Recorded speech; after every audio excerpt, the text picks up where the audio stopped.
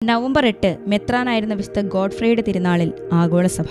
French മാതാപിതാക്കന്മാരിൽ നിന്ന് സ്വാസോണിന് സമീപമാണ് Godfrey ജനിച്ചത്. അമ്മ മരിച്ചുപോയപ്പോൾ പിതാവ് അവനെ ദൈവത്തിന് പ്രതിഷ്ഠിച്ചു. 5 വയസ്സുള്ളപ്പോൾ അവനെ അവന്റെ ജ്ഞാനസ്നാന പിതാവ് ഗോഡ്ഫ്രേയുടെ കൂടെ താമസിപ്പിച്ചു. രാപ്പകൽ അവൻ പ്രാർത്ഥനയിലാണ് സമയം ചെലവഴിച്ചിരുന്നത്. 25-ാമത്തെ വയസ്സിൽ അവൻ വൈദികനായി. താമസിയാതെ തന്നെ നശിക്കാറായിരുന്ന നോജറ്റ് ആശ്രമത്തിന്റെ അധികാരിയായി നിയമിക്കപ്പെട്ടു. അദ്ദേഹം ആശ്രമം പുതുക്കിപ്പണിയുകയും ആധ്യാത്മിക ചൈതന്യം ഉളവാക്കുകയും ചെയ്തു. 1101-ൽ ആമീൻസിലെ ബിഷപ്പായി നിയമിക്കപ്പെട്ടു.